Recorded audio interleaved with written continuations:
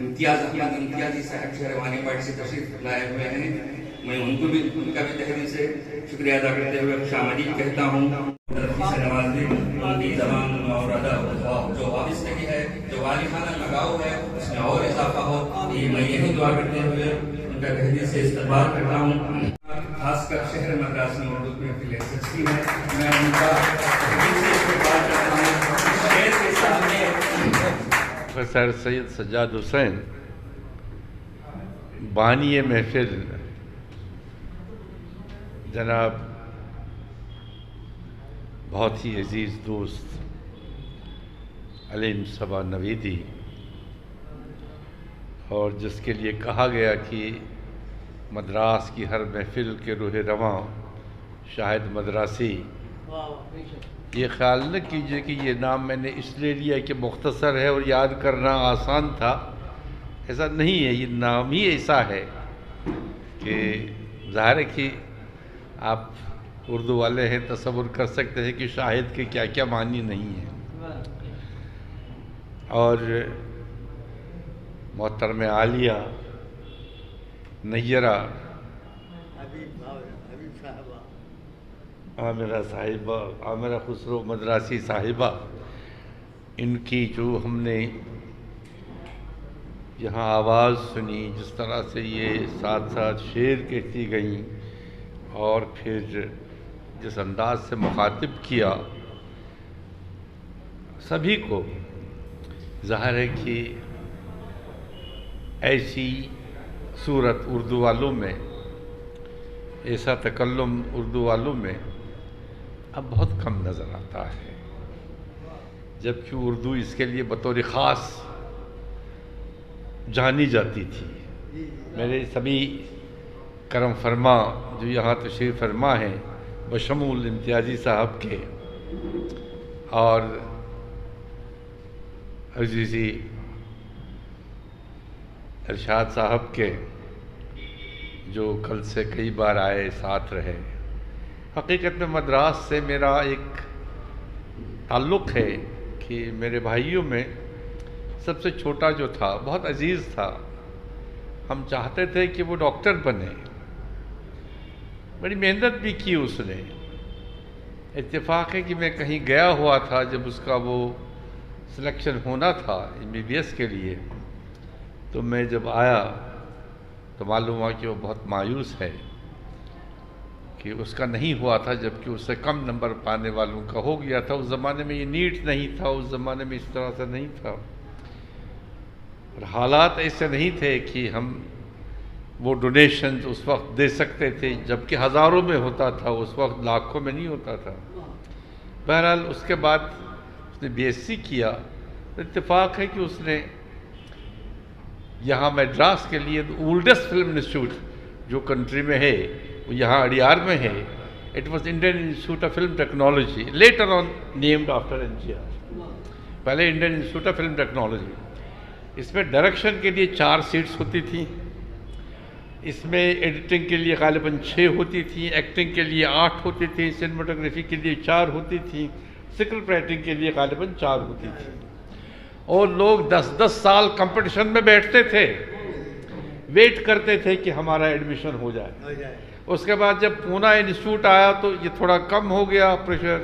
اس کے بعد ہر یونیورسٹی میں اب صرف فلم ڈائریکٹرز نکلتے ہیں، سنیماٹوگرافرز نکلتے ہیں. wherever there is a mass communication department، وہ تو سارے ہی کہتے ہیں، ٹیچر بھی کہتے ہیں، اسٹوڈنٹ بھی کہتے ہیں ہم ڈائریکٹر ہیں، ہم سنیماٹوگرافر ہیں، ہم پروڈیوسر ہیں، ہم اسکرپٹ رائٹر ہیں. with due apologies to this gentleman standing here، تو کوئی بھی جو کیمرہ ہاتھ میں لیتا ہے تو وہ ڈائریکٹر ہوتا ہے. ہمارا زمانہ، مجھے فوٹوگرافی کا شوق تھا. اس زمانے میں کیا کرتے تھے کہ رول خریدتے تھے، اس میں 36 فریم ہوتے تھے. ہم سوچ سمجھ کے وہ فریم یوز کرتے تھے کہ کہیں ویسٹ نہ ہو. اور اب ہر جیب سے 2 کیمرہ نکلتے ہیں جس میں کوئی رول نہیں ڈالنا پڑتا. تو اس طرح سے یہ چیز جو ہے، اس کو یعنی کہتے ہیں نا کہ وہ جب بہتات کسی چیز کی ہوتی ہے تو اس کی ویلیو بھی اسی طرح سے کم ہو جاتی ہے. یعنی اب خاطر میں نہیں لاتا ہے کوئی تصویر کو، جیسے یہ کچھ ہے ہی نہیں. جبکہ ایک زمانے میں عاشقان عالی مقام تصویروں پہ مرتے تھے. تصویریں رکھتے تھے، تصویروں میں جیتے تھے، تصویروں پہ جیتے تھے۔ بہرحال زمانہ بدل گیا۔ اس اعتبار سے میرا مدراس سے بہت پرانا رشتہ ہے، غالباً 74 تھا یا 75۔ مجھے اب بھی یاد ہے، تھوڑا یہ وقت طلب ہے کہ مجھے وہ سفر ہمیشہ یاد آتا ہے۔ میں جب چلا کشمیر سے، بنگلور میں کانفرنس تھی، اتفاق سے وہ بس جو تھی راستے میں اس کی کوئی پتہ نہیں کیا خرابی ہو گئی، ڈرائیور کی سمجھ میں نہیں آیا، کہا ابھی ٹھیک ہوگی، یہ بھی ٹھیک ہوگی، جب تک کہ شام ہو گئی۔ شام جب ہو گئی تو میں نے کوئی گاڑی دوسری لے لی، کوئی ڈبہ میرے پاس تھا وہ اتارا اس سے۔ اچھا، یہ وہ زمانہ تھا جب لوگ سفر جب کرتے تھے ٹرنک اور بیڈ ہولڈر ساتھ ہوتا تھا، ہر ہوٹل میں بستر نہیں ہوتے تھے، نہ یہ ویل والے یہ سوٹ کیس تھے، ارے یہ سب چیزیں تو تھی ہی نہیں۔ اور آپ کو تعجب ہوگا، ہم لوگ فرسٹ کلاس میں سفر کرتے تھے، جب بھی کھال اترتی تھی، اے سی تو تھا ہی نہیں ٹرینوں میں۔ جناب علی لیٹ ہو گیا، میں جموں پہنچا تو میری ٹرین چھوٹ چکی تھی۔ پھر میں نے ایک بس لے لی، اتفاق ہے وہ سردار جی کی بس جو ہے کچھ دور چل کے اس کے بریک فیل ہو گئے، لیکن وہ سردار اتنا نہیں تھا بردبار کہ اس نے اس کو خاطر میں نہیں لایا، کہیں رکا نہیں اس کے لیے کہ اس کو ٹھیک کرے، البتہ سلو چلتا رہا۔ جب ہم دلی پہنچے تو دوسرے دن کی جو میری جی ٹی تھی، جی ٹی ایکسپریس اس زمانے میں فاسٹسٹ ٹرین ہوا کرتی تھی یہاں کے لیے، جی ٹی جا چکی تھی۔ اس کے بعد ایک اور تھی لنک ایکسپریس، وہ بھی جا چکی تھی۔ جناب علی میں دوسرے دن پھر جنتا میں بیٹھا، راستے میں اتر کے ٹیلی گرام دیتا رہا۔ یہ فون یہ تو سب تھا ہی نہیں، تو یہ بچوں کو بڑا عجیب لگے گا جنہوں نے وہ زمانہ نہیں دیکھا ہے۔ بہرحال جب میں مدراس پہنچا، اتفاق ہے کہ وہ ٹرین ایسے پلیٹ فارم پہ آئی جہاں دونوں طرف سے پلیٹ فارم تھا۔ میں ایک سائڈ سے اترتا تھا، میرا ایک چھوٹا بھائی دوسری طرف سے آتا تھا۔ تو اس ہائیڈ اینڈ سیک میں 10-15 منٹ ایسے ہو گئے۔ بہرحال میں آیا، اس وقت یوسف کوکن صاحب یونیورسٹی میں تھے، میں ان سے ملا۔ پروفیسر محمد حسن نے مجھ سے کہا تھا کہ وہاں فرحت کیفی ہیں اور کاوش بدری ہیں، میں دونوں سے ملا۔ علیم صبا نویدی سے بھی ملاقات اسی وقت ہوئی۔ اس وقت سے مدراس میرے ذہن میں رہا ہے۔ ہمارے یہاں کشمیر کا معاملہ یہ ہے کہ جب بھی کوئی باہر سے آتا تھا ہم کہتے تھے پنجاب سے آیا، کوئی باہر جاتا تھا ہم کہتے تھے پنجاب گیا۔ یہ مدراس یہ وہاں کی وکیبلری میں یہ سب تھا ہی نہیں، سوائے اس کے کہ جب کوئی حج کے لیے جاتا تو کہتے کہ یہ عرب جا رہا ہے، مکے جا رہا ہے، مدینے جا رہا ہے، لیکن یہ مدراس اس ذہنوں میں نہیں تھے۔ ہمارے گھر میں یہ عجیب واقعہ تھا کہ ہمارا بچہ مدراس پڑھنے کے لیے آئے، جبکہ ایک ہمارے یہاں کے فلم ڈائریکٹر بھی وہ یہاں مدراس میں رہتے تھے۔ خیر، جب سے میرا مدراس کے ساتھ ایک ذہنی رشتہ رہا ہے، اور حقیقت یہ ہے کہ میں آپ سے معذرت کے ساتھ شاید مدراسی صاحب آپ سے یہ گزارش کروں گا، یا تو یہ اسپیکر اس کا جو ہے اس کی ڈائریکشن صحیح نہیں ہے جس کی وجہ سے میں ڈسٹرب ہو رہا ہوں، اور شاید پیچھے ادھر گفتگو اتنی ہو رہی ہے کہ میرا دھیان بٹ رہا ہے، تو آپ سہولت ہوگی۔ آپ لوگوں نے جس عزت سے مجھے پکارا، جو عزت مجھے دی ہے ہمبل تو میں یہاں آپ کے سامنے ہوں۔ انگریزی ڈپارٹمنٹ نے مجھے پانڈیچری مدعو کیا تھا۔ اس سے پہلے میں نے ایک ورکشاپ پچھلے مہینے کی تھی وہاں فکس بنگلور میں۔ وہ جو وچنا لٹریچر ہے، تامل میں بھی ہے کچھ، اس میں تیلگو میں بھی ہے اور مراٹھی میں بھی تھوڑا سا ہے، لیکن بلک جو اس کا ہے وہ کنڑا میں ہے، کنڑ لینگویج میں۔ میری خوش قسمتی ہے کہ میں اروند جٹی وغیرہ کے ساتھ کام کرتا ہوں، I happen to be the chief coordinator. اس سے پہلے ہم نے فارسی اور عربی میں بھی کرایا، کیونکہ مجھے لگا کہ مسلمان جو کچھ کہتے ہیں ان تعلیمات میں اور وچنوں میں جو کہا گیا ہے اس میں زیادہ فرق نہیں ہے، یعنی ایک کاسٹ لیس سوسائٹی کو وہ بنانا چاہتے ہیں جس میں سب برابر ہوں۔ اور خاص طور سے جو خواتین کی عزت کا پرچار وہ کرتے ہیں، اور یعنی ایگزیکٹلی اسی طرح سے کہ پرائی عورت کی طرف آنکھ مت اٹھاؤ، یہ بار بار وچنوں میں کہا گیا ہے۔ اور اسی طرح سے پھر دوسری چیزیں، بلکہ خاص طور سے سمبولک وے میں، جیسے ایک موقع پہ علامہ پربھو نے ایک وچن ایسا کہا ہے کہ وہ کہتا ہے کہ دنیا جو ہے اس کی یہ لاش کی حیثیت ہے، اور یہ جو کتے ہیں یہ آ کر کے اس پہ ٹوٹ پڑتے ہیں، اور اتنے میں یہ لاش جب کھڑی ہو جاتی ہے اور ہنستی ہے سب پہ، تو آپ سوچئے کہ کیفیت وہ کیا ہوگی اور دنیا کو کس طرح سے انہوں نے پیش کیا ہے۔ بہرحال اس میں انٹرسٹڈ ہوں۔ یہ لاسٹ منتھ ایک ورکشاپ فکس کی تھی جس کو کینسل کرنا پڑا، کینسل کووڈ کی وجہ سے، اور اس کے بعد مجھے احساس ہوا کہ 1.25 لاکھ روپیہ صرف ٹکٹوں کے کینسلیشن میں اس میں ضائع ہو گیا۔ تو اپنی جگہ میں نے گلٹی فیل کیا، ورنہ شاید اس مہینے میں نہ نکلتا۔ پانڈیچری یونیورسٹی کے انگریزی ڈپارٹمنٹ نے مجھے انوائٹ کیا تو میں نے کہا کہ نہیں میں جاؤں گا، اور اسی میں نے وہ ڈیٹ بھی فکس کی وہ وہاں کے ورکشاپ کی، تاکہ ان پہ بوجھ کم پڑے، کم سے کم میرا خرچہ بچے ان کا۔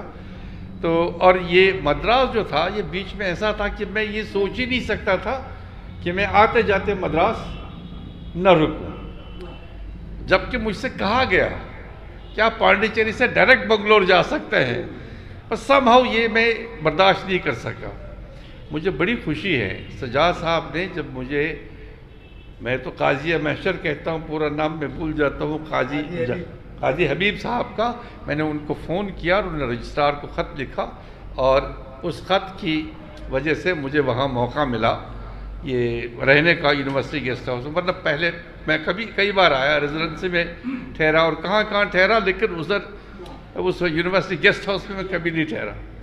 جب سجاد صاحب تھے پچھلی مرتبہ، علیم صبا نویدی اور سجاد صاحب وہاں ایئرپورٹ آئے ہم کو ریسیو کرنے کے لیے، جبکہ اکیڈمی کے لوگ وہاں موجود تھے، لیکن میں نے پریفر کیا کہ میں ان کے ساتھ آؤں، تو پھر کہیں ہم ٹھہرائے گئے۔ تو مجھے اچھا لگا اس لیے کہ میری بھی مادری زبان اردو نہیں ہے، بلکہ میں کہتا ہوں کہ ہمارے یہاں کے نام تو آپ سب جانتے ہیں، میرا جی جس کو جدید شاعری کا پیغمبر کہتے ہیں، اس نے ایک بار کہا میری مادری زبان اردو ہے لیکن میری ماں اردو نہیں جانتی، ریٹن سٹیٹمنٹ ہے ان کا۔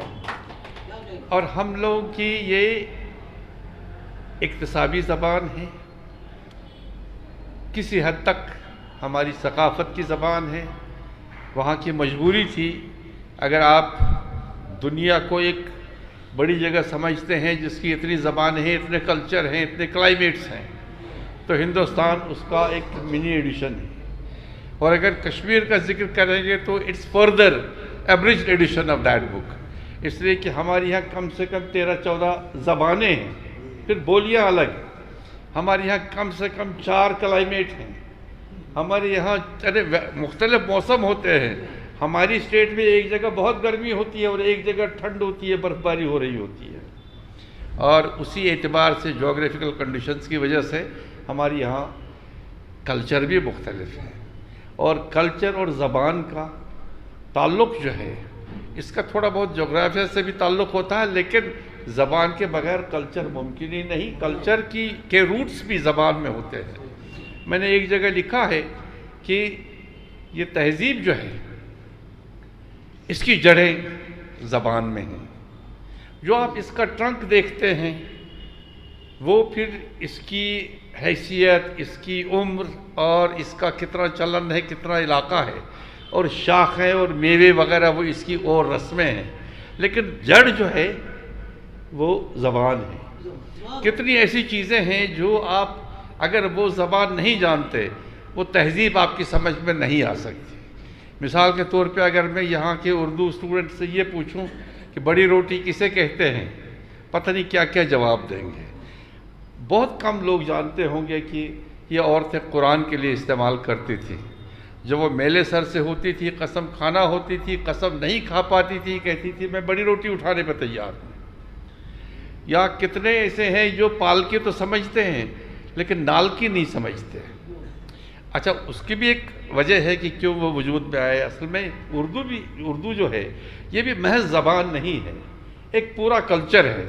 ہماری خواتین نوج استعمال کرتی رہی نعوذ باللہ کے بدلے. اور اسی طرح سے کیا کیا میں آپ کو بتاؤں گا کہ ہمارے مسعود صاحب کہتے تھے کہ ایک انگریز نے ایک بار دعویٰ کیا کہ میں نے اردو سیکھ لی. تو کسی نے پوچھا اچھا لمبے پڑھو، تو وہ لیٹ گیا. لمبا پڑھنے سے مراد ہے بی ایٹ لارج، بھاگ جاؤ، بھاگنا. تو وہ لیٹ گیا اس لیے کہ ہی کوڈ ناٹ، نہیں اس محاورے پہ اتنا ہولڈ اس کا نہیں تھا. اصل میں کوئی آدمی، کوئی زبان، یہاں تک کہ مجھے کبھی کبھی لگتا ہے کہ جس کی نیٹو زبان ہوتی ہے، مادری زبان ہوتی ہے، اس پر بھی پورے طور پہ وہ قابو اس کا نہیں ہوتا. مثال کے طور پہ کرخنداری لینگویج جو ہے، جلد ساز، کتنے لوگ بتا سکتے ہیں کہ شیرازہ کسے کہتے ہیں؟ جلد سازی بتاتا ہے کہ شیرازہ ہے کیا، دفتی کیا ہے، اور اس طرح کی چیزیں. اسی طرح سے سنار کے یہاں جو زبان استعمال ہوتی ہے وہ واقعی اردو ہے، لیکن ہم لوگ اس سے ناواقف ہوتے ہیں. اسی طرح سے آشپاز جو ہیں، پکانے والے جو ہیں، باورچی جو ہیں، ان کی زبان الگ ہوتی ہے جبکہ وہی زبان ہے. بہرحال میں کہنے کا مطلب یہ ہے کہ میرا کمال ہے اگر میں اتنی بھی اردو آپ کے سامنے بول پاتا ہوں، کیونکہ میری یہ زبان ہی نہیں، میری یہ تہذیب ہی نہیں، میرا یہ کلچر ہی نہیں، میری یہ ثقافت نہیں ہے. اصل میں وہ اساتذہ، سعود کے اساتذہ ہمارے یہاں رہے، سید محی الدین قادری زور رہے، سید عبدالقادر سروری رہے، اس طرح کے لوگ آئے اور انہوں نے کوشش کی کہ ہماری اردو جو ہے وہ درست ہو، تلفظ ہو. لیکن اس کے ساتھ ایک بات میں آپ سے ضرور کہتا ہوں، میں مدراسیوں سے خاص طور سے کہوں گا کہ کتنی باتیں یاد آتی ہیں. ایک بار کمال احمد صدیقی اب اللہ مغفرت کرے، ان کے سامنے کسی نے اردو کی ٹاک پڑھی ہے، اسے سنا رہے تھے. تو انہوں نے کہا آپ کو اردو نہیں آتی ہے. تو وہ تھوڑا ذلیل ہو گیا وہ لڑکا میرے سامنے، وہ نکلا. تو اس کے بعد میں نے کمال احمد صدیقی سے کہا، میں نے کہا کہ اس کا احسان ہے آپ کی زبان پر، یہ اتنی اردو تو بول پاتا ہے. آپ 20 سال سے یہاں ہیں، 2 جملے کشمیری کے بول کے بتائیے. اچھا دین ہی پروٹیسٹڈ، کہ نیئر تھے وہاں ڈائریکٹر، ان میں کچھ دن کے بعد بھیجا ایک آدمی کو لیٹر لے کے اسسٹنٹ ڈائریکٹر کو، that we apologize on his behalf, and then it's not he who books you, it is we book you on behalf of President of India. تو اس پر بھی میں نے یہ کہا کہ میں ان کا پروگرام کبھی نہیں کروں گا. تو غرض اس طرح سے وہ ہم کانشیس بھی تھے، اس لیے گھبرانا نہیں چاہیے. اگر اردو والے کہیں کہ آپ کا تلفظ ڈیفرنٹ ہے، اردو والے کہیں آپ کا لہجہ ڈیفرنٹ ہے، شمال والے آپ سے کہیں کہ آپ نے محاورہ صحیح استعمال نہیں کیا، یا ان سے کہیں کہ آپ کا اس محنت کے باوجود، اتنا بولنے کے باوجود کہیں کہ آپ کا فلاں لفظ کا تلفظ صحیح نہیں تھا، آپ خا اور کھا میں فرق نہیں کر پاتی، تو ان کو اس کو برا نہیں ماننا چاہیے، اس لیے کہ وہ کون ہوتے ہیں؟ ان کی زبان ہم نے زندہ رکھی ہے، ہمارا احسان ہے ان کی زبان پہ. اور اب ایک خاص بات، یہ جو انہوں نے کام کیا ہے، وہ آغا باقر والی کتاب جو ہے، یعنی وہ اردو کا پہلا ناقد جو اس کو انہوں نے کہا، یہ کئی طرح کے تسامح ہوئے ہیں. یہاں we do apologies to this lady, she belongs to English discipline. انہوں نے یہ جو ریڈر اورینٹڈ کرٹیسزم ہے، اس کو یہ اسٹینلے فش سے سٹارٹ کرتے ہیں، اور میں کہتا ہوں اٹ از ایرسٹاٹل جس نے theory of matter and form دے دی. ان کو یہی فیصلہ کرنا، یہی بحث کرنا ہے. وہ جو پیچھے تشریف فرما ہے، پردہ ڈلوا دیجئے کچھ پردہ. جو اسٹینلے فش سے شروع کرتے ہیں، میں کہتا ہوں کہ اٹس ایرسٹاٹل، اس کی تھیوری جو ہے theory of matter and form, اس نے برونز کی مثال دی ہے. وہ کہتا ہے کہ اسکلپٹر جو آتا ہے تو برونز کے ساتھ کیا کرتا ہے یا سٹون کے ساتھ کیا کرتا ہے؟ وہ زائد میٹر ہٹا دیتا ہے اور بت خود بخود اس سے نکلتا ہے. یہ ٹھیک ہے اپنی جگہ کہ بت اس کے اندر موجود ہوتا ہے، جیسے پانی کے ہر قطرے میں یخ موجود ہوتا ہے، اسے وہ ایٹماسفیئر چاہیے. اس میں موتی موجود ہوتا ہے، سیپے کا منہ چاہیے. اس کے اندر ویپر موجود ہوتا ہے، سورج کی کرن چاہیے. اس کے اندر زرد رنگ موجود رہتا ہے، ذرا سا زردی چاہیے. اس کے اندر پیلا یہ کالا رنگ موجود ہوتا ہے جب کوئی اس میں ملا ہے، اس میں مزہ موجود ہوتا ہے جب تک کہ کوئی وہ مزہ ملا دے، لیکن اس میں کوالٹی ہے اس اڈیپٹیبلٹی کی۔ پر ایٹ دا سیم ٹائم جو آدمی، جو اسکلپٹر پتھر سے کسی خاص بت کو نکالتا ہے، اس کے ساتھ آپ 100 اسکلپٹرز کو کھڑا کیجئے، 100 کے 100 اس سے زائد بیٹر ہی ہٹاتے رہیں گے اسٹون سے، لیکن 100 طرح کے بت آئیں گے۔ اب یہ دیکھنا یہ ہے کہ یہ پتھر میں بت موجود ہے یا اس کے ذہن میں ہے، تو دونوں چیزیں برابر ہیں، اس میں بھی وہ میٹر ہے لیکن اس کے وہ فارم ہے، لیکن اس کے ساتھ ساتھ پڑھنے والے کے ذہن میں، پتھر کو پڑھنے والے کے ذہن میں، سوچنے والے کے ذہن میں فارم موجود رہتا ہے۔ اس لیے یہ ریڈر اورینٹڈ کرٹیسزم جو ہے یہ پہلے سے ہے۔ پھر ایک اور چیز ہمارے یہاں آئی، again with due apologies to this professor, کہ ہم نے انگریزی نے ہم کو اپنی جگہ بہت متاثر کرنے کی کوشش کی، اور ہمارے یہاں کلیم الدین احمد نے جب تنقید میں ہاتھ ڈالا تو اس میں انگریزیت تلاش کرنے لگے، اور مسعود صاحب کا ایک جملہ، مسعود رضوی ادیب کا ہماری شاعری میں، آپ اس پہ غور کیجئے گا، وہ کہتے ہیں کہ اگر کوئی تاج محل میں مکانیت تلاش کرے تو اس کا کیا کیجئے، اس میں ڈرائنگ روم کہاں ہے، کچن کہاں ہے، اور کیا کہاں ہے۔ تو انگریزیت اس میٹیریلسٹک اپروچ کو رکھتی ہے، جبکہ ہمارے یہاں رومانٹک اپروچ ہے۔ ہم اس کی بیوٹی جو ہے، اب دیکھیے بیوٹی کا بھی تصور کچھ عجیب سا ہے کہ ہم نسوانی خوبصورتی کا بہت ذکر کرتے ہیں، بلکہ میں کہتا ہوں ایستھیٹکس کی شروعات کشمیر سے ہوئی۔ آنند وردھن نے 8th سینچری میں دونی لو کا جو کام کیا، اس کے 200 سال بعد یورپ کو خیال آیا that could be a subject like aesthetics as a branch of philosophy۔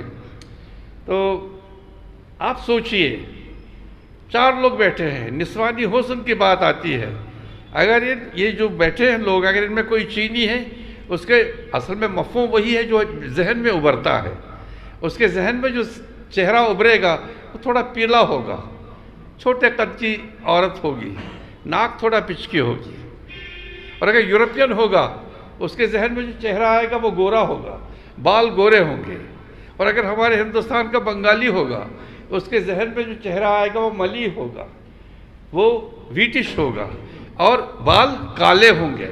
اسی طرح سے آپ دیکھیے ایون افریقن ہوگا، اس کے ذہن میں ایبونائٹ بیوٹی آئے گی۔ اصل میں مفہوم وہ ہے جو ذہن میں ابھرتا ہے، لفظ بجائے خود نہیں سب کچھ نہیں ہے، لفظ جب تک کہ ذہن کے ساتھ میل نہ کھائے۔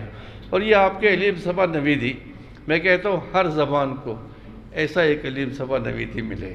مجھے ان سے شکایت ہے، ایک پتہ نہیں یہ کرتے ہیں وہ کہ نہیں، انہوں نے تامل کے ساتھ مل کے، تامل زبان کے ساتھ مل کے کتنا کام کیا ہے مجھے نہیں معلوم، لیکن حق تو یہ ہے۔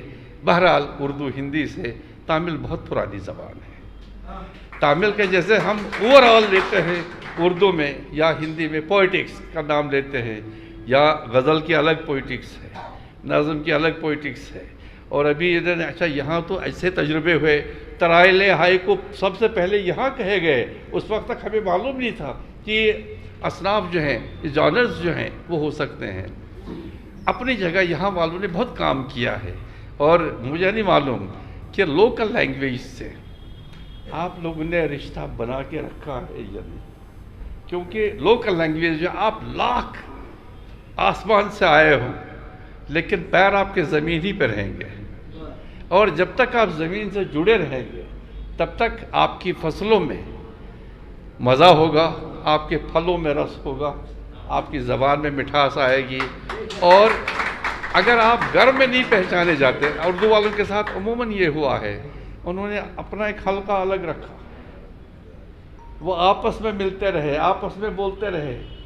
لوکل لینگویج جو تھی وہ تیلگو والوں سے اتنا نہیں ملے، وہ کنڑا والوں سے اتنا نہیں ملے، وہ تامل والوں سے اتنا نہیں ملے، ملیالم سے ان کا اتنا رشتہ نہیں رہا، اور خاص طور سے اردو چونکہ مسلمانوں کے حصے میں بہت حد تک آئی تھی، اس وجہ سے یہ صرف زبان والے الگ نہیں ہوئے، یہ قوم ہی الگ ہو گئی ہے۔ وجہ محض معمولی تھی کہ انہوں نے ان زبانوں کی طرف توجہ نہیں کیا، ان لوگوں میں نہیں بیٹھے، ان لوگوں کو اون نہیں کیا۔ انسٹیڈ ہم عربی، فارسی اور انگریزی کا بہت چرچا کرتے رہے، لیکن لوکل لینگویج کو ہم نے کسی حد تک وہ اگنور کیا. مجھے نہیں معلوم علیم صبا نویدی اس میں کیا کرتے ہیں. اور اگر اردو کے حوالے سے ان کے کام کا جائزہ لیا جائے, ان کے کام کو دیکھا جائے, تو مجھے لگتا ہے کہ شاید شمالی ہند میں جو بڑے بڑے نام لیے جاتے ہیں ان کے مقابلے میں ان کا کام بہت آگے ہے. صبح انہوں نے ایک کتاب مجھے دکھائی, وہ عکس غالب, جو تضمینیں جو ہیں, ایک مصرع اس میں یوز کیا گیا, ایک لفظ سراپا تو ہم بہت کہتے ہیں, بے سراپا بھی بہت کہتے ہیں, لیکن بے سراپائی کو جس طرح سے اس میں سمویا گیا ہے میں نے پہلی بار دیکھا. میں نے بھی بہت زیادہ نہیں پڑھا ہے ان کی طرح سے, لیکن تھوڑا تھوڑا میں بھی پڑھتا رہا ہوں, لیکن کہیں اس مفہوم میں اور اس طرح سے اور اس قاعدے سے, اس توازن سے وہ کہیں استعمال نہیں ہوا. بلکہ اگر ایستھیٹکس آف ورڈز ہم کہیں استعمال کریں, جیسا کہ میں ورڈز کے بارے میں کہہ رہا تھا, تو اس میں اس مصرعے کا, اس لفظ کے استعمال کا, اس کیفیت کے استعمال کا ذکر ضرور آ جانا چاہیے. میں یہ ایکسپیکٹ نہیں کرتا تھا. میں نے اس سے میں پھر قاضی محشر کہوں گا, قاضی حبیب سے کہا تھا کہ میں اردو والوں سے ملنا چاہتا ہوں, جب میں وہاں آؤں گا تھوڑا دیکھیے, اگر موقع ہوا تو ہم مل بیٹھیں گے. اتفاق ہے کہ ان کو گلبرگہ جانا تھا اور دوسرے صاحب وہاں ہیں, پتہ نہیں وہ بھی نہیں ملے, لیکن علیم صبا نویدی نے جس طرح سے اس مجلس کا, اس محفل کا اہتمام کیا, تو میں میں بہت ہمبل محسوس کرتا ہوں. اب میں آپ کے سامنے کیا بولوں, جب سجاد صاحب کو میں کافی دنوں سے جانتا ہوں, ہم لوگ کئی موقعوں پہ ساتھ رہے, کئی مطلب کمیٹیز میں ساتھ رہے, اور یہ مبالغہ ہوگا کہ اگر میں کہوں کہ میں جانتا ہوں, بلکہ میں کہتا ہوں کہ جو ان کا تحریر کا طریقہ ہے, ان کے تقریر کی طرز ہے, اور جس طرح سے انہوں نے میرے بارے میں جو کچھ کہا, میں کہتا ہوں اگر مجھے کہنا ہوتا تو شاید میں نہ کہہ پاتا. مجھے آتا ہی اس لیے نہیں کہ میں نہیں کہنا چاہتا, لیکن مجھے آتا ہی نہیں. اور اس طرز تحریر کے لیے میں کہتا ہوں ان کے شاگرد مبارکباد کے مستحق ہیں کہ ان کو ایسے استاد ملے ہیں اور ایسی رہنمائی نصیب ہوئی ہے. حقیقت یہ ہے, میں صبح بھی کسی سے بات کر رہا تھا کہ ٹیچر ہی ہوتا ہے, اسٹوڈنٹ تو بیج کا ایک دانہ ہے, لیکن ٹیچر جو ہے اس بیج کے دانے میں ایک فل بلوم ٹری دیکھتا ہے, جس میں پھل لگے ہوئے ہیں, جس میں پھول ہیں. یہ صرف ٹیچر کو نظر آتا ہے, اور پھر اس کی وہ پیروی کرتا ہے, گڈائی کرتا ہے, وٹ ایور از نیڈڈ. اور اس کے برعکس سیاستدان جو ہے اس کو پورے پھیلے ہوئے درخت میں بیج کا ایک دانہ نظر آتا ہے ووٹر کی صورت میں, باقی یہ پھل پھول یہ سب اس کو نظر نہیں آتے.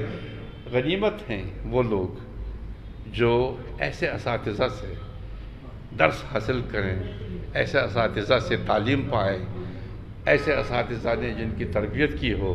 جیسے ابھی ہم نے سعید صاحب کی ایک وہ کتاب جو یہاں کیا نام ہے, ونماڑی, کیا کہتے اس کو, ہاں ونمباڑی میں جس طرح سے انہوں نے تجزیہ کیا ہے, جیسا کہ کل بھی بات ہو رہی تھی, تو یہ بڑی بات ہے. یہ ضروری نہیں ہے کہ ابھی سے سب کچھ سامنے آ جائے, لیکن میٹیریل اتنا ہونا چاہیے جس پہ آگے کام ہو سکے.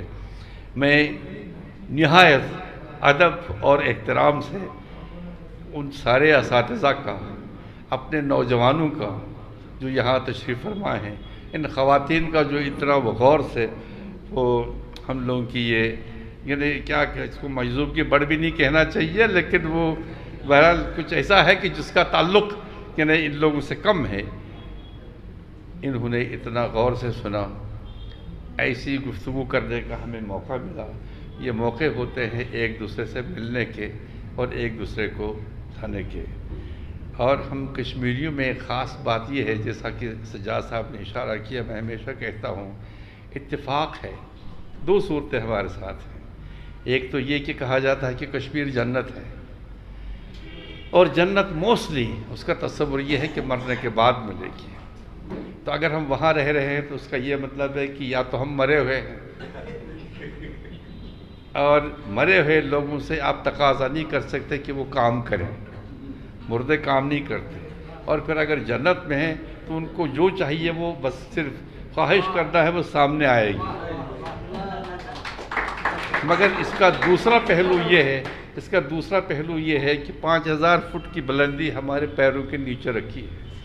ہم جب میدان کی طرف دیکھتے ہیں، دائیں بائیں دیکھتے ہیں، ہمیں کسی کے قد کا صحیح اندازہ نہیں ہوتا۔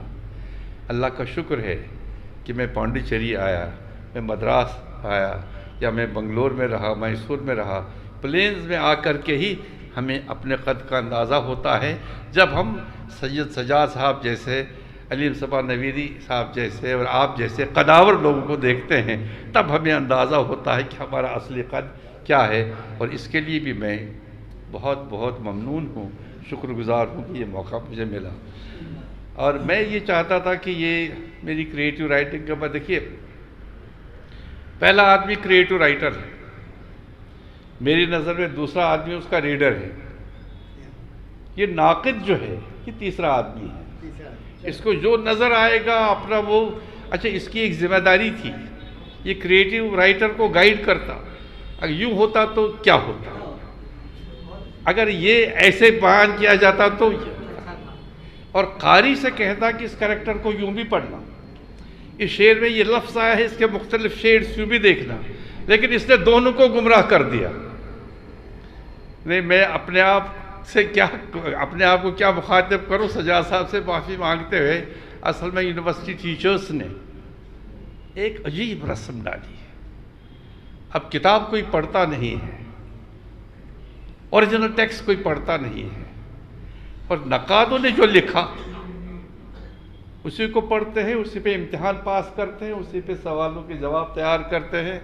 اور سب سے بڑی بات جو ہے، ہمارا ٹیچر جب کلاس پہ جاتا ہے وہ بھی ٹیکسٹ پڑھ کے نہیں جاتا، وہ بھی اوریجنل ٹیکسٹ کو ریفر نہیں کرتا، انہی ناقدین کو ریفر کرتا ہے۔ اور پھر یہ ایک ایسا وہ مافیا بن گیا، مافیا ہی، میرے پاس لفظ نہیں ہے، میں کوئی اور لفظ، ایک گروہ بن گیا، وٹ ایور۔ تو اس نے ایک دوسرے کو ایسے پروموٹ کیا، نتیجہ یہ نکلا کہ کریٹیو رائٹر جو ہے وہ دب گیا۔ جس کتاب کی سجاد صاحب نے بہت تعریف کی اور سب تعریف کرتے ہیں، مرزا سلامت علی دبیر، پہلا ایڈیشن 80 میں چھپا تھا، اس کے بعد کئی بار چھپی۔ میں نے اپنے ایک انٹرویو میں کہا کہ اگر اس کتاب کو کوئی اٹھا کے جلا بھی دے تو مجھے کوئی گلہ نہیں ہوگا، اس لیے کہ وہ کام ایسا ہے، اگر ہم کمپیوٹر کو پروگرام کریں کہ فلاں شیلوز میں یہ میٹیریل ہے، اس کو یوں آرگنائز کرنا ہے، یوں ارینج کرنا ہے، وہ بھی کرے گا۔ لیکن جو میں 4 منٹ کا ایسے یہ لکھتا ہوں، جو میں 2 صفحوں کا انشائیہ لکھتا ہوں، اس کو دنیا کا کوئی کمپیوٹر وہ نہیں کر سکتا، اس لیے کہ اس میں انڈیویجولیٹی ہے۔ یہ دیکھیے، یہ ہم نے اپنی ایز کے لیے گروپس بنائے ہیں، جیسے بلڈ گروپس ہیں، آرمی ٹیسٹ سے 4 گروپ بنائے ہم نے، اے بی اور او، یہ اپنی سہولت کے لیے۔ مجھے یقین ہے جیسے لکیریں انسان کی نہیں ملتی دوسرے کے ساتھ، بدن کی خوشبو نہیں ملتی ایک کی دوسرے کے ساتھ، اسی طرح سے بلڈ گروپس بھی نہیں ملتے ہوں گے۔ اگر یہ سب نہیں ملتے تو یہ تھنکنگ کیسے ملے گی؟ حالانکہ ایک ہی مضمون ہوتا ہے، 3 لوگ اس کو ادا کرتے ہیں، لیکن 3 طرح سے۔ اب آپ سوچیں، یہ شعر گراں گزرے گا حرف آرزو طب نازک پر، نگاہ شوق اس مضمون رنگی کو ادا کر دے۔ یہی مضمون جب دوسرا اس کو دہراتا ہے، کیا کہتا ہے؟ سمجھ لے آنکھوں ہی آنکھوں میں، نہ مدعا پوچھو، وہی ہے دل میں جو حسرت بری نگاہ میں۔ اور تیسرا بھی اسی طرح سے کہتا ہے، ذرا سا ویریشن کے ساتھ۔ اور جو مفہوم کہنے لگے گا، جو اس کی تشریح کرنے لگے گا، وہ کیا، وہ ایک ہی مفہوم بتائے گا نا۔ جیسے مومن کا شعر ہے، غالب کا شعر، کہ ہوئے وہ پشیمان کہ ہے پشیمان میرے قتل کے بعد، ابھی مصرع مجھے یاد نہیں آ رہا ہے، افسوس اس کیا وہ زود پشیمان کا پشیمان ہونا، مومن ہائے وہ زود پشیمان کا پشیمان ہونا، اور وہ میرے قتل کے بعد اس نے میرے قتل کے بعد اس نے جفا سے توبہ ہائی زود پشیماں کا پشیماں ہونا. مومن کا شعر ہے، وہ آئے ہیں پشیماں لاش پر، اب تجھے زندگی لاؤں کہاں سے. اور منیر کا ایک شعر ہے، مجھے یاد نہیں آ رہا ہے، اس میں وہ کہتا ہے وہ آئے اب لیکن میں پل کے اٹھا نہیں سکتا، یعنی مجھ میں وہ طاقت نہیں کہ میں پل کے اٹھا کے دیکھ لوں. تو یہ ایک ہی مفہوم ہے انہیں، لیکن دیکھیے کس طرح سے یہ الگ الگ پیش کیا گیا ہے. اسی طرح سے کریٹو رائٹنگ جو ہے اس کی اہمیت بہت زیادہ ہے. اگر علیم صفا نویری صاحب مجھے اجازت دیں، میں 2-2.5 منٹ کا ایک انشائیہ آپ کے سامنے پڑھوں تو آپ کو لگے گا کہ ہاں میں زندہ ہوں.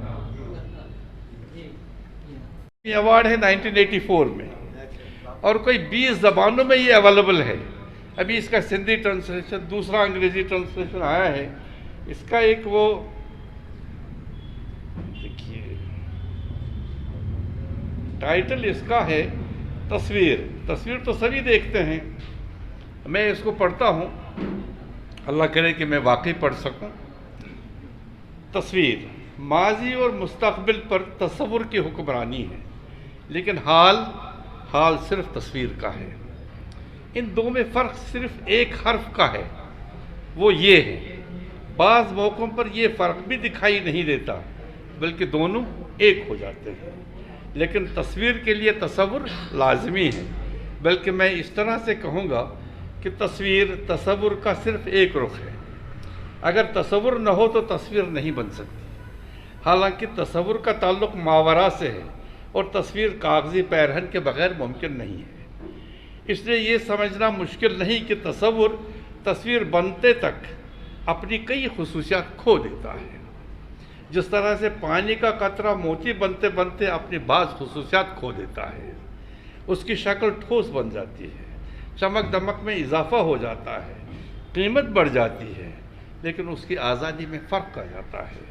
اپنی شکل بدلنے پر قادر نہیں رہتا. پرتو خور کے ساتھ پرواز کرنے کی قوت ختم ہو جاتی ہے.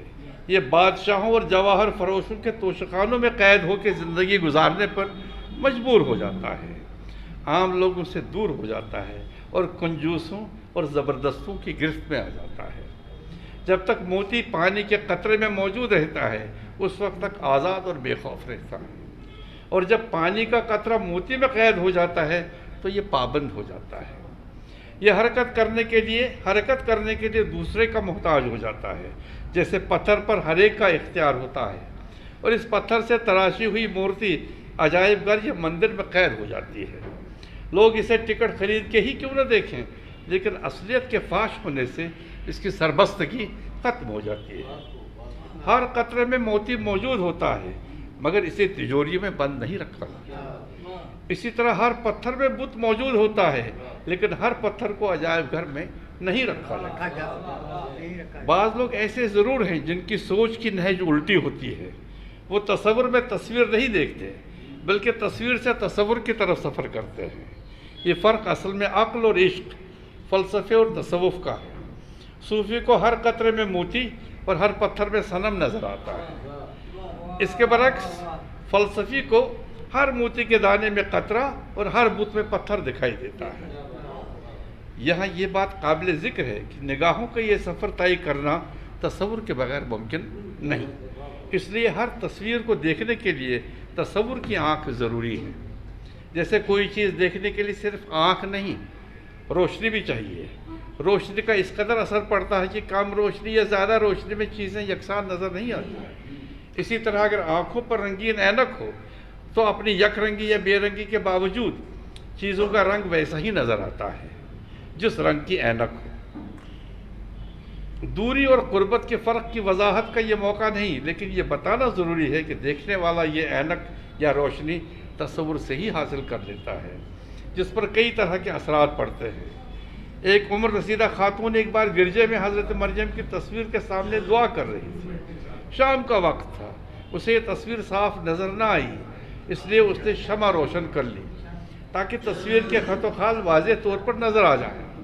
اس کا نتیجہ یہ نکلا کہ اس کے بعد جو بھی گرجے میں آیا اس نے اس تصویر کے سامنے ایک چراغ روشن کر لیا، جس کی وجہ سے اس تصویر پر اتنا دھواں جمع ہو گیا کہ پھر یہ دن کی روشنی میں بھی کسی کو نظر نہ آئی.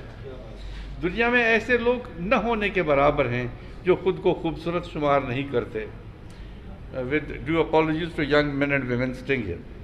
حالانکہ وقت ایک روز سب کو آئینہ دکھا دیتا ہے، لیکن یہ اپنی تصویر کے عیوب کو دوسری چیزوں سے منسوب کرتے ہیں، مثلاً حوادث زمانہ، عوارض جسمانی وغیرہ. اور جب یہ تصویر کاغذ پر منتقل ہو جائے تو رنگ، برش، کاغذ، مصور، فوٹوگرافر سب اس کی زد میں آتے ہیں. میں ایک بار ایک فوٹوگرافر کی دکان میں بیٹھا تھا کہ دو خواتین دکان میں اپنی تصویریں لینے آئیں. فوٹوگرافر نے انہیں تصویریں دکھائیں تو ایک نے ناک سکوڑتے ہوئے کافی ملال کے اظہار کے ساتھ کہا، اس فوٹوگراف کو گلابی رنگ کے کاغذ پر اتارنا تھا. فوٹوگرافر ذرا ہوشیار تھا، برجستہ جواب دیا، پھر آپ کے روئے ناز اور کاغذ میں فرق ہی کیا رہتا ہے؟ اور پھر گلاب تو کانٹوں کی ڈالی پر ہی زیادہ سجتا ہے. اس کے ہونٹ متبسم ہوئے اور بانچیں تھوڑا کھل اٹھی مگر دوسری جل اٹھی، اور اس نے غصے میں فوٹوگرافر سے کہا، میری تصویر خراب کر دی ہے. فوٹوگرافر نے ماہر سیلز مین کی طرح سے کہا، فوٹو بڑا اچھا ہے اور نیچرل پوز میں آیا ہے. اس جواب سے اس کی کوئی تسلی نہ ہوئی اور اس نے اپنا بول بالا کرتے ہوئے کہا، پچھلے مرتبہ جو فوٹو میرا نکالا تھا وہ بڑا اچھا آیا تھا. فوٹوگرافر نے اپنے حافظے پر زور ڈالتے ہوئے کہا، اسے کچھ یاد نہیں آ رہا ہے کہ آپ کب کی بات کر رہی ہیں. اس کے بعد جب حساب جوڑا گیا تو معلوم ہوا 20 سال پہلے اس نے سسرال والوں کو بیچنے کے لیے تصویر کھنچوائی تھی. فوٹوگرافر کو جو ہی اس کا اندازہ ہوا تو اس نے کہا، خطا میری نہیں محترمہ، خطا آپ کی ہے. جب آپ 20 برس میں ایک بار دکان پر تشریف لائیں گی تو ہم غریب نئے کیمرہ کہاں سے خریدیں گے؟ 20 سال میں کیمرے کا لینس گھس گیا ہے، اس کی بینائی کم پڑ گئی ہے. لینس اور آپ میں تو فرق ہے. اب دیکھیے آپ کا چہرہ اب بھی ویسا ہی ہے کیونکہ آپ صرف آئینہ دیکھتی رہی، اور اس لینس نے اس بیچ میں کتنے چہرے دیکھے.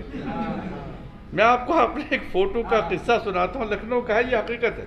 میرے ایک فوٹوگرافر دوست نے میری تصویر دیکھی اور اس تصویر کو جاندار بنانے کے لیے اس نے بڑی محنت سے اس کی جان نکال دی. ٹچنگ میں اس نے میرے چہرے کے وہ سارے خطوط غائب کر دیے جو میرے چہرے پر میری عمر رسیدہ ہونے کی گواہی دینے کے لیے تھے. اس کوشش نے میرے وہ تل بھی غائب کر دیے جو میری شناخت کا درجہ رکھتے تھے. یہ تصویر دیکھ کر میں نے اپنے اس ہمدرد دوست سے کہا کہ اگر کوئی میری یہ تصویر میرے گھر بھیج دے تو اس کے بعد مجھے گھر کے اندر آنے دیا جائے گا؟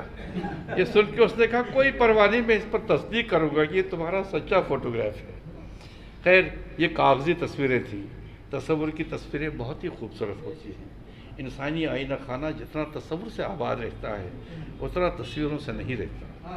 میں نے پہلے ہی عرض کر دیا کہ اپنی صورت سب کو اچھی لگتی ہے، اس کے اپنے تصور میں ہے، سب کو اچھی لگتی ہے. اسی لیے ہر آدمی چاہتا ہے کہ لوگوں کے ذہن کے ڈرائنگ روم میں اس کی تصویر ویسے ہی آویزاں رہے جیسے وہ اس کے اپنے تصور میں ہے. اب رہی ان کی صورت، وہ ویسی ہی رہے گی جیسی ہے. اس لیے یہ فلسفیانہ طرز عمل سے کام لیتے ہیں اور جو ملے اس کے اور اپنے بغیر ہر آدمی کی تصویر میں کیڑے نکالنا شروع کرتے ہیں. اپنی نجی محفلوں میں یہ کتنے ہی طوطوں میں ہکلاہٹ پیدا کرتے ہیں. اپنی چرب زبانی سے انہیں یہ باور کراتے ہیں کہ اگر کسی کی تصویر میں انہیں کوئی خوبی نظر آتی ہے تو وہ انہی کے پرتو سے ہے. کس کو اس نے کیا نہیں دیا، کس کو کیا نہیں بنایا. سننے والوں میں جو ذہین ہو وہ سوچتے ہیں کہ بنانا تو دور کی بات ہے مگر بگاڑ یہ میرے ہی سامنے رہے ہیں. لیکن یہ کہتے کہتے نہیں تھکتے جہاں تک کہ انہیں یہ بھی خیال نہیں رہتا کہ یہ انہی کی مخالفت کر رہے ہیں جو سامنے بیٹھے سن رہے ہوں. اپنی صورت نے انہیں اس قدر اندھا بنا دیا ہوتا ہے کہ اس قدر مخالفت کے باوجود وہ ہر ذہن میں اپنی ہی تصویر دیکھتے ہیں. انسان کی تصویر کئی رنگوں میں سامنے آتی ہے، مثلا تحریر یا ان کی تقریر. بعض لوگوں کی تقریر اتنی اداکارانہ ہوتی ہے کہ سنگ دل سے سنگ دل بھی ان پر ترس کھائے گا. لیکن جب یہی لوگ قلم اٹھاتے ہیں تو ان کے قلب کی سیاہی اس طرح اس کے نوک سے ٹپکتی ہے کہ فوراً ہی قلم رکھ دیتے ہیں کہیں وہ خود بھی اس کے شکار نہ ہو جائیں. خیر، یہ بات تو کھری ہے کہ تصویر ایک نقل ہے اور اصل کے برابر نہیں ہو سکتی. پر دل کا کیا کیجیے، اس نقل میں اس کے لیے زیادہ کشش ہے. بعض تصویریں انسان کو دیوانہ بنا دیتی ہیں. بہرحال بڑھاپے میں تصویر واقعی ایک سہارا ہے. اوروں کو آدمی کیا سمجھا سکتا ہے، لیکن اپنی تسلی کے لیے تصویر ایک اچھی چیز ہے. شرط یہ ہے کہ آدمی کمرہ بند کر کے دیکھے، نہیں تو بچے چڑھائیں گے کہ ہمارا لالا اتنا خوبصورت اور جوان ہے، نہ اس کے پاس چھڑی ہے، نہ اینک پر، نہ چہرے پر جھریاں اور نہ آنکھوں میں تھر تھراہٹ، یہ ضرور کوئی نقلی دادا ہے، ہمیں فوراً پولیس میں رپورٹ کر دینا چاہیے۔ شکریہ۔ یہ محض اس لیے کہ آپ کو میں بتانا چاہتا تھا اس تحقیق اور تنقید کے مقابلے میں یہ کریٹو رائٹنگ جو ہے اس کا اپنا ایک وہ، آپ شعر کو تنقیدی مضمون سے نہیں بدل سکتے۔ شعر میں بھی تنقید ہوتی ہے کسی نہ کسی چیز کی، لیکن اس کے باوجود کریٹو رائٹنگ ہے۔ مجھے بہت اچھا لگا نہ صرف یہاں آ کے بلکہ آپ لوگوں میں اس انشائیوں کو پڑھ کے یہ دیکھیے یہ کب کا ہے، 1983 میں یہ کتاب چھپی ہے۔ اس کا یہ مطلب ہے کہ میں نے اس سے پہلے لکھا ہوگا 82 میں، لیکن یہ کریٹو رائٹنگ ہے جو ہمیشہ جوان رہتی ہے، جو ہمیشہ فیل کرتی ہے۔ اگر اس پر وقت کا اثر پڑتا کریٹو رائٹنگ پہ تو غالب کا شعر آج بے معنی ہوتا، میر کا شعر آج بے اثر ہوتا، لیکن ایسا نہیں ہوتا ہے۔ محض اس وجہ سے وہ انسان کی انفرادیت ہے اور اس کی اپنی وہ یعنی کیا کہنا چاہیے کہ تخلیقی قوت ہے۔ بہت بہت شکریہ آپ کا۔ میں سب کا نام نہیں لے پایا محض اس لیے کہ ابھی ایک واقعہ ہوا پرسوں، وہ جو ان کے ڈین تھے پانڈیچری یونیورسٹی کے، وہ میرا نام پروننس نہیں کر پایا، تو میں نے کہا اگر یہ میرا نام، میں نے سوچا کہ اگر کہیں مجھے نام لینے میں کوئی ایسی بات ہو جائے کہ جس سے اس کو تکلیف ہو یا جس سے وہ کم سے کم وہ مذاق بنے نام کا، تو اس سے بہتر ہے کہ میں اجتماعی طور پہ مخاطب کروں بجائے اس کے کہ میں الگ الگ نام لینے کی کوشش کروں۔ آپ کی نعت نے مجھے بہت متاثر کیا، آپ کا لہجہ یعنی بہت عمدہ، اور جس لڑکے نے اس سے پہلے یعنی یہاں قرت کی اور یہ یعنی کچھ آپ کے شعر پڑھے نعتیہ، تو ہاں حمدیہ شعر بہت اچھا رہا، اور میں سمجھتا ہوں کہ میں نئے سرے سے یہ سب سن کے آپ میں آ کے میں نئے سرے سے اپنے اندر زندگی محسوس کرنے لگا۔ شکریہ۔ پروفیسر زما آزوردہ کے تعلق سے میں نے لکھی ہے، توجہ چاہوں گا پڑھ سنیے۔ یہ آزاد سانٹ ہے کیا، اس کے باوجود میں نے اسے سانٹ کا روپ دیا ہے۔ یہ سانٹ 14 مصروں پر مشتمل ہوتی ہے، لیکن میں نے اسے 14 مصروں میں لکھا، یہ سانٹ لکھی ہے لیکن آزاد سانٹ بنا دی ہے میں نے اسے۔ اس سلسلے میں ایک اور بات مجھے یاد آ رہی ہے، اس بحر کا نام فاعلاتن فاعلاتن فاعلاتن فاعلن کی زمین میں ہے۔ یہ میں ایک چند نظم کے یہ 2 بند سنا رہا ہوں، سنیے گا۔ پروفیسر آزوردہ زما کے نام ہے یہ سانٹ۔ آج کی بزم سخن میں کون آیا جس کا نورانی اجالا 4 سو ہے، جس کا نورانی اجالا 4 سو ہے، خوشبوؤں کا تاج پہنے اور بہاروں کا سفر کا تاجدار، اور بہاروں کے سفر کا تاجدار، پھول بھی حیرت زدہ ہیں اور کلیاں سجدن، لمحہ لمحہ خوبصورت آسمان وقت سوچوں میں مگن، لمحہ لمحہ خوبصورت آسمان وقت ہے سوچوں میں مگن۔ آج کی یہ بزم سخن میں کون آیا ہے زمانے کا نصیب، تو آج کی یہ بزم سخن میں کون آیا ہے زمانے کا نصیب، جس کی ہاتھوں کی لکیروں میں نور کا ایک دور ہے، جس کی ہاتھوں کی لکیروں میں نور کا ایک دور ہے، وہ سراپا ہے خزانہ دیرینہ ادب کا طور ہے، وہ سراپا ہے خزانہ دیرینہ ادب کا طور ہے، وہ زمانہ ساز ہے باغبان فکر میں چرچا ہے اس کے علم کا۔ آج کی بزم سخن میں کون آیا ہے نئے افلاک کا جلوہ لیے، آج کی بزم سخن میں کون آیا ہے نئے افلاک کا جلوہ لیے، اور نئے مفہوم و معنی کا وہ بے باک سا جلوہ لیے، وہ دبستان گلستان کا وہ دبیرستان کا گلشن، وہ دبیرستان کا ایک روشن مینار، وہ دبیرستان کا گلشن، وہ دبیرستان کا ایک روشن مینار، جس کے آگے سجدہ زن ہیں تنویر و حالی، यहाँ मैं तवज्जो चाहूँगा, जिसके आगे सजदन हैं तनवीर और हाली। तनवीर का तो तनवीर अहमद अलवी, ये एक नक्काद, मशहूर नक्काद हैं दिल्ली के। वाकई आज़ाद व शिबली, आज़ाद यहाँ मैंने इनका नाम लिया है, आज़ाद का, आब हयात के मुसन्निफ जो आब हयात के हैं, आज़ाद उनकी तरफ तवज्जो है। शिबली, वाकई आज़ाद व शिबली, शिबली आकर एक मशहूर, आप तो जानते हैं मशहूर नक्काद है। लोगों का कहना यह है कि भाई हम लोग आज तक गलतफहमी का शिकार हैं कि हमारा उर्दू अदब का पहला नक्काद हाली है, लेकिन गलत है। मैं गलत साबित किया है मैंने। हाली है और इसके अलावा शिबली है पहला नक्काद, ये बिल्कुल गलत है। हमारे यहाँ 100 साल पहले मौलाना बाखर आगा वेलूरी पैदा हो चुका था और उसकी तहरीरें मेरे हमारी किताब में मौजूद हैं। अभी जो किताब का इजरा हुआ उसमें मैंने लिखा है कि तकरीबन 100 साल पहले मौलाना बाखर आगा वेलूरी पहली ईंट, तनकीद की पहली ईंट उन्होंने रख दी थी। हमारे हज़रत क़िबला ने मेरी तहरीरों, मेरी किताबों की बहुत ज़्यादा तारीफ़ की। इस सिलसिले में मैं बेहद मशकूर हूँ। लेकिन एक शेर मैं गालिब का मैं पेश करूँगा, सुनिएगा। जान दी हुई उसी की थी, हक़ तो यह है कि हक़ अदा ना हुआ। जान दी हुई उसी की थी, हक़ तो यह है कि हक़ अदा ना हुआ। और भी मुझे बहुत कुछ काम करना है, हिम्मतों से आगे बढ़ना है। आप लोगों की अगर मोहब्बतें साथ रहीं तो इंशाअल्लाह ताला वुल अज़ीम और भी बहुत कुछ मुझे अदब को देना है, मैं देने की कोशिश करूँगा। शुक्रिया शुक्रिया शुक्रिया। मोहतरमुल मुक़ाम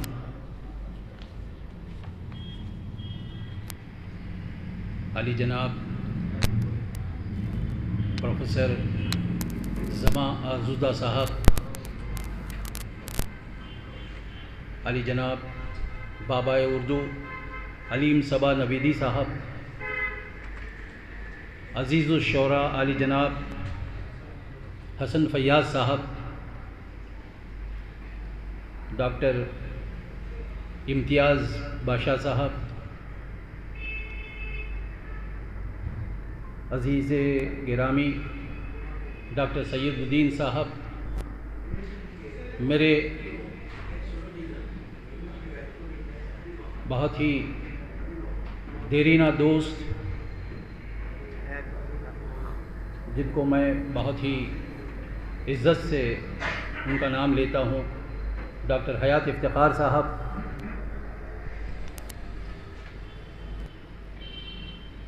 जनाब आसान गनी मुश्ताक रफ़ीक़ी साहब, इम्तियाज़ी साहब, और मेरे बहुत ही अज़ीज़ जनाब सईद साहब जो हमारी किताबों को छापते हैं, ज़ीनत बख्शते हैं। अभी जो किताबें यहाँ जिनका रस्म इजरा हुआ है वो उन्हीं की प्रेस में छपती हैं।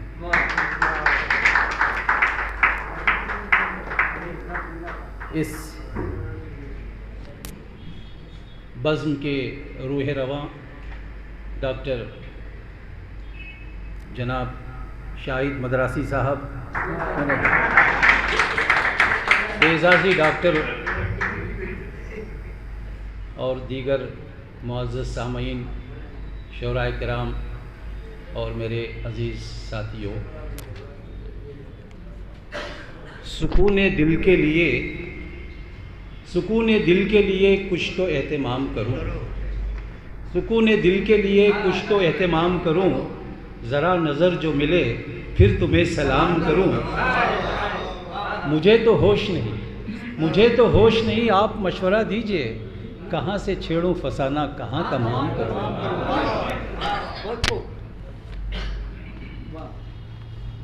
मैं सबसे पहले किताबों की रस्म रूनुमाई से अपनी बात का आगाज़ करना चाहता हूँ। आप सभी जानते हैं कि इस बज़्म का ये वतीरा रहा है कि इससे पहले भी किताबों की रस्म रूनुमाई होती रही है। ये कोई पहला इत्तेफाक नहीं है। यहाँ बहुत सारी किताबों का रस्म इजरा अमल में आया है, जिसमें हलीम सबा नवीदी की सबसे अहम किताब उर्दू का अव्वलीन नक्काद मौलाना बाखर आगा वेलूरी हैं। आप सभी जानते हैं कि ڈاکٹر سید الدین صاحب میرے عزیز یہاں تشریف رکھتے ہیں، وانمباڑی کے اسلامیہ کالج کے صدر شعبہ ہیں۔ ان کے خسر ڈاکٹر جلال عرفان صاحب تمل ناڈو کے ایک نمائندہ ادیب، بلند پایہ محقق و نقاد اور ہر دل عزیز استاد بھی رہے ہیں۔ اسلامیہ کالج میں شعبہ اردو کے صدر کی حیثیت سے فائز تھے۔ علیم صبا نویدی سے ان کے بڑے گہرے مراسم تھے۔ کوئی دن ایسا نہیں تھا جب وہ یہاں مقیم تھے یا FIP پروگرام میں یہاں آئے تھے UGC کے، تو 2 سال انہوں نے قیام کیا تھا۔ وہ آپ ہی کی وساطت سے وہ یہاں اسی قریب میں بغل میں ایک کلس محل، خاص محل میں وہ مقیم تھے۔ ہم تینوں روزانہ ان سے یہاں ملا کرتے تھے اور بڑی ادب کی بڑی پرمغز باتیں ہوا کرتی تھیں۔ ان سے بڑے گہرے مراسم تھے علیم صبا نویدی کے۔ ان کی ایک خاص بات یہ تھی کہ وہ بڑی شائستہ زبان بولتے تھے، نہایت سادہ لو مزاج، اور ادب پر ان کی بڑی گہری نظر بھی تھی۔ ابھی جو کتاب پروفیسر زما آزودہ کے ہاتھوں اور رسم اجرا عمل میں آیا ہے، یہ دراصل جلال عرفان مرحوم کا PhD کا مقالہ تھا، جسے ان کے داماد محترم ڈاکٹر سید الدین نے اپنے صرف خاص سے شائع کیا ہے۔ فخر کی بات یہ ہے کہ یہ مقالہ میری نگرانی میں پیش ہوا تھا، جس پر جلال عرفان کو PhD کی ڈگری ایوارڈ ہوئی تھی۔ ڈاکٹر سید الدین صاحب میرے ہونہار اور باصلاحیت شاگردوں میں شمار ہوتے ہیں، جن کی تعلیمی سرگرمیوں اور ادبی کارگزاریوں سے میں بہت متاثر ہوں۔ ایک ہر دل عزیز استاد ہی نہیں، ایک اچھے صاحب طرز ادیب بھی ہیں اور منفرد لب و لہجے کے ناظم اجلاس بھی۔ وہ اپنی نظامت سے جلسوں کو لوٹنے کا ہنر جانتے ہیں۔ میں جانتا ہوں آپ کو بہت آگے جانا ہے اور تعلیمی ادارے اور اساتذہ کے نام کو روشن کرنا ہے۔ یہی ایک اچھے اور سچے شاگرد کی نشانی ہے۔ اس لیے میں یہی آپ سے مشورہ کروں گا کہ اخلاق بنائیے، اخلاص اپنائیے اور بے لوث خدمت کرتے رہیے۔ آپ کو آسمان والا بھی پسند کرے گا اور زمین والے بھی آپ کی قدر کریں گے۔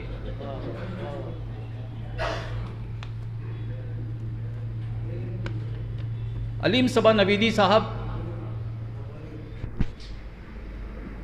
جن کو ادبی دنیا میں بابائے اردو تمل ناڈو کے نام سے جانا جاتا ہے، ان کا ایک شعر مجھے ان کے کلیات سے ملا ہے۔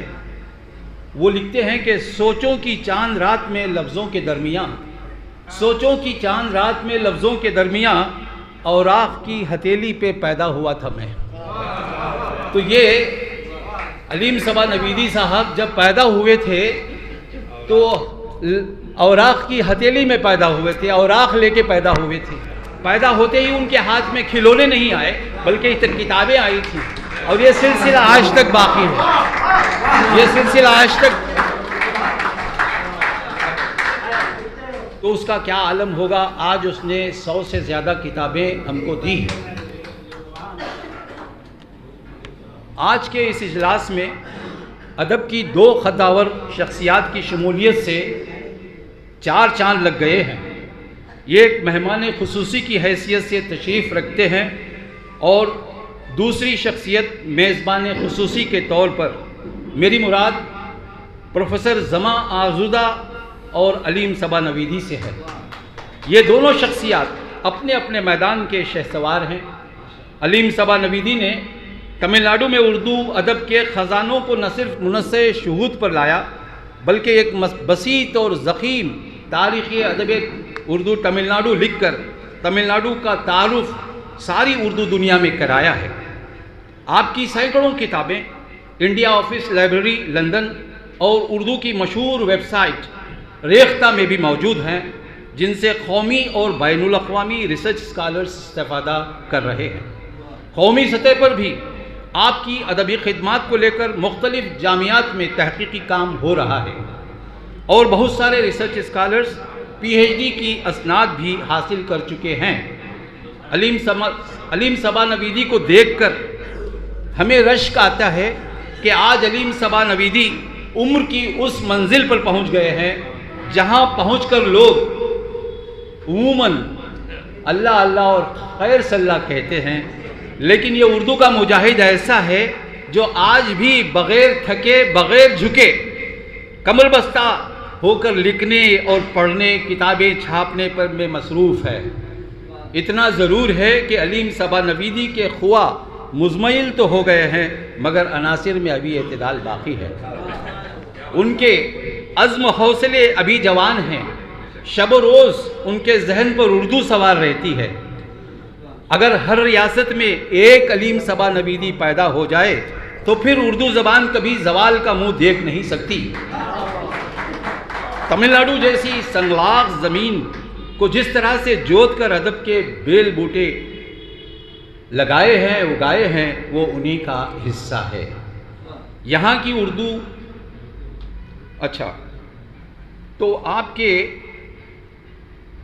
کی شخصیت کے تعلق سے میں 4 مصرے ان کی نظر کرنا چاہوں گا۔ فکر و احساس کی خوشبو کے لیے زندہ ہوں، وہ کہتے ہیں اکثر فکر و احساس کی خوشبو کے لیے زندہ ہوں، دل میں جلتے ہوئے جگنوں کے لیے زندہ ہوں، جانے یہ لوگ کس کس کے لیے جیتے ہیں، میں جو زندہ ہوں تو اردو کے لیے زندہ ہوں۔ یہ علیم صبا نویدی۔ خواتین و حضرات، یہاں کی اردو تنظیمیں علاقائی سطح پر اردو کی ترویج و اشاعت میں نہ صرف مصروف ہیں بلکہ سرگرم عمل بھی ہیں۔ تمل ناڈو لٹریری ایسوسی ایشن Chennai, Tamil Nadu Urdu publication Chennai, Tamil Nadu Urdu research centre, فروغ اردو تمل ناڈو وانمباڑی، یہ ایسے ادارے ہیں جو بلا معاوضہ صرف اور صرف اردو کے لیے کام کر رہے ہیں۔ ان تنظیموں کو جن حضرات نے اپنا خون پسینہ دے کر زندہ رکھا ہے ان میں شاہد مدراسی، ڈاکٹر امتیاز باشا، آسان غنی، مشتاق رفیقی کو آنے والا مورخ کبھی فراموش نہیں کر سکتا۔ شاہد مدراسی مدراس میں اردو کی ترویج و اشاعت میں مصروف کار رہتے ہیں۔ اردو پر ان کے بہت سارے احسانات ہیں۔ اردو کے لیے ان کی بے پناہ اور بے لوث خدمات ناقابل فراموش ہیں۔ ادبی محفلیں ہوں یا مشاعرے، شاہد مدراسی کے بغیر ان کا وجود ناممکن ہے۔ بلا شبہ شاہد مدراسی میری نظر میں ایک انٹلیکچوئل شاعر ہے، صاحب طرز ادیب ہیں اور ایک بے لوث اور ایماندار کارگزار بھی ہیں۔ ان سے اردو ادب کو بہت ساری امیدیں وابستہ ہیں۔ وہ ہمیشہ اردو کا خواب دیکھتے ہیں، اردو کا خواب بنتے ہیں، اردو کی تبلیغ کرتے ہیں اور اردو کے لیے جیتے ہیں اور اردو کو اوڑھنا بچھونا انہوں نے بنایا۔ اسی لیے مجھے یہ کہنا پڑا، میں نے تو ان کے دل کو نچوڑا تھا کئی بار، نکلا نہ کوئی لفظ اردو کے سوا اور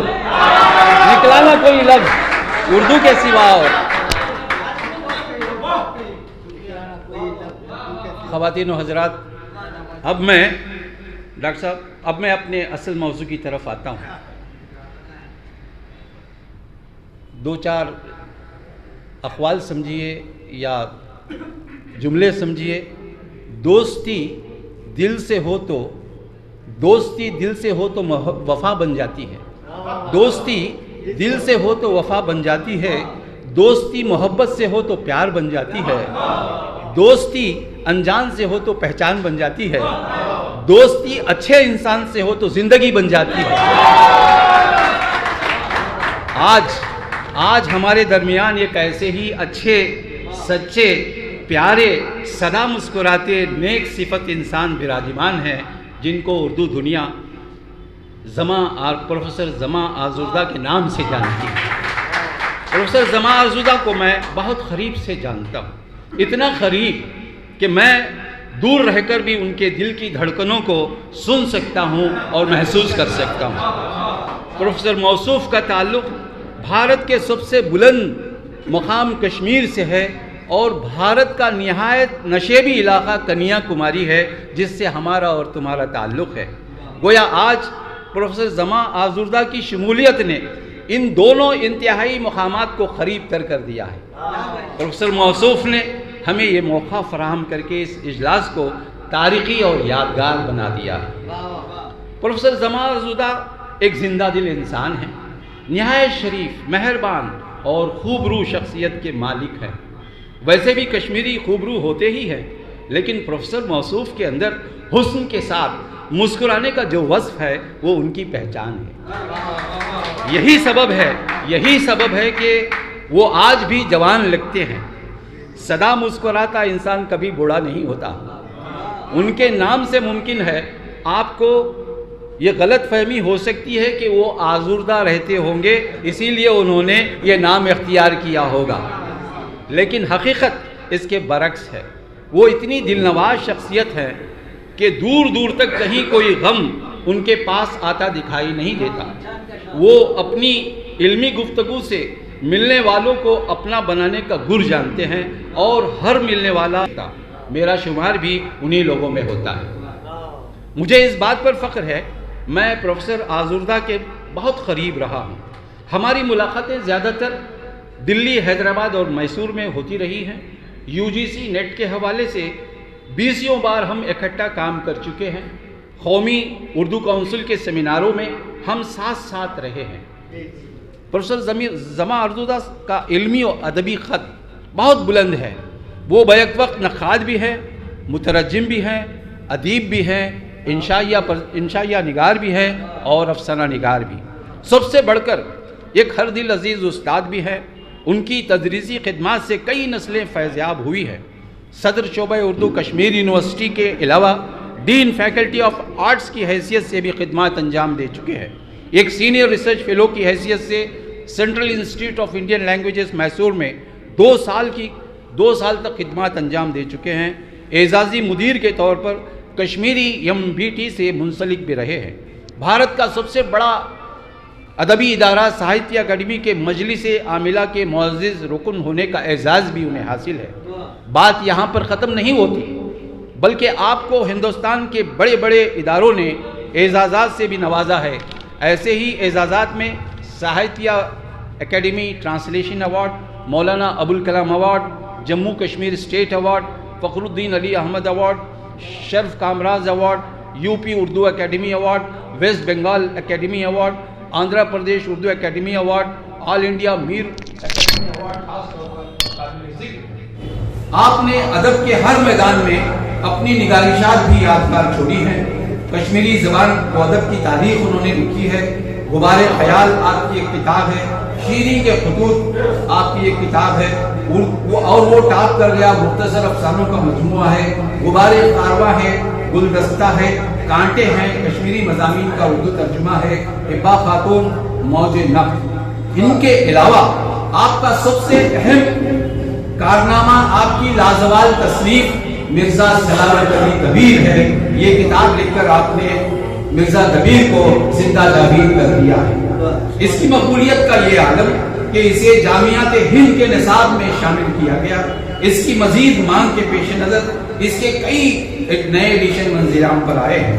آپ کی خداور شخصیت اور آپ کے ادبی مقام و منصب پر گھنٹوں بولا جا سکتا ہے، چونکہ ہم وقت کے ہاتھوں مجبور ہیں، اس لیے میں اپنی بات کو ان اشعار کا نذرانہ پیش کرتے ہوئے ختم کرتا ہوں۔ خوش مزاجی سادگی کی جاگتی تصویر تو، خوش مزاجی سادگی کی جاگتی تصویر تو، پے تیرے اخلاص کی تشریح تو، توفیق تو، ہے تیرا حسن بیان طرز ادا بالکل جدا، بات کچھ ہو پر رویہ تیرا مثبت ہی رہا، کتنے گمناموں کو تو نے کر دیا ہے نامور، بن گئے اردو ادب میں تجھ سے کتنے کارگر، فکر نو سے کر دیا تنقید کو تو نے نہال، کر دیا گنجی نئے نقد و ادب کو مالا مال۔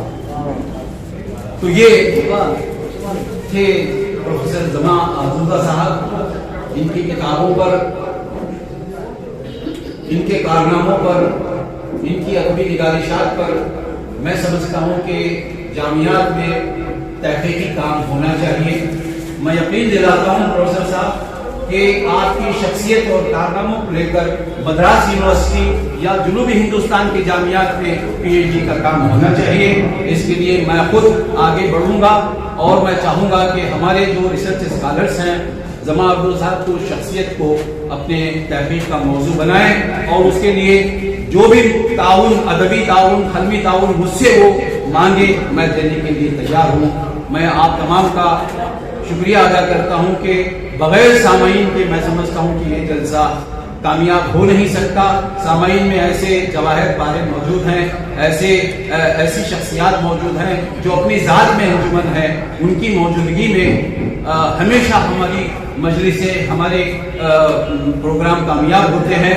इसके लिए मैं आप तमाम का तहे दिल से शुक्रिया अदा करता हूँ और उम्मीद करता हूँ, और जहाँ आप लोग हैं वहाँ मैं समझता हूँ कि उर्दू कभी मर नहीं सकती। इसी के साथ मैं अपनी बात खत्म करते हुए आपसे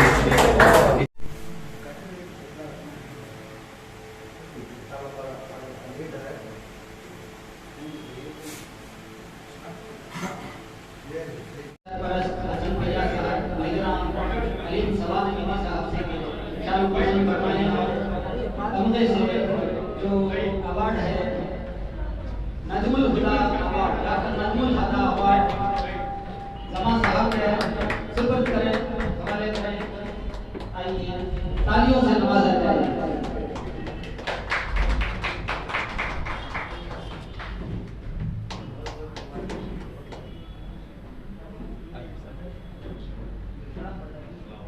वालेकुम सलाम।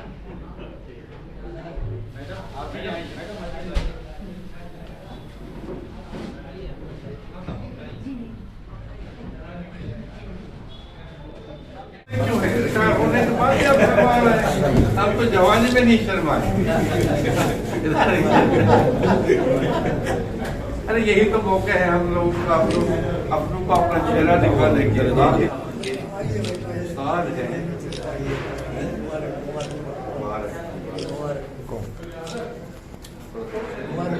फोटो तस्वीर ली जा रही है ताकि तस्वीर में रहे, कोई बाहर नहीं न जाए। और भी प्रोग्राम बाकी है बहुत सारे। ये प्रोसेस के सही साहब आइए। मुन्ना जी, मुन्ना साहब जरा से मुन्ना साहब के साथ कुछ बोलिए। बहुत अच्छी किताब है, अच्छे लोग की किताब। मोहतरमा हबीबा साहिबा आप आइए, आपकी शानपशी जामिया हबीब साहब।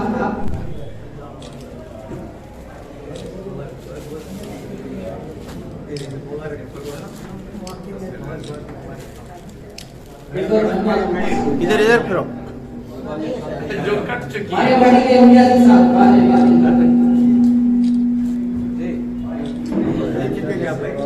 हाफिज कासिम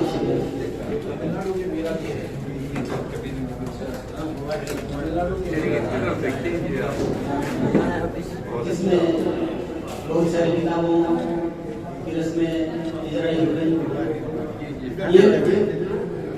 ये खादिम है जिसे हम निशान कोशिश करने से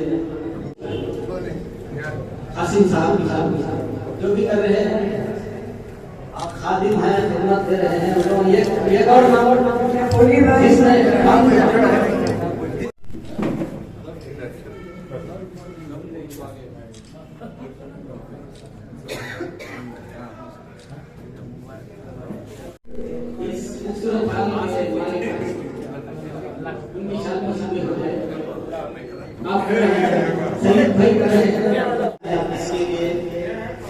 और इसलिए भी कि आइंदा भी आप इसी तरह हमारा साथ देते रहें। तालियों से नवाजें।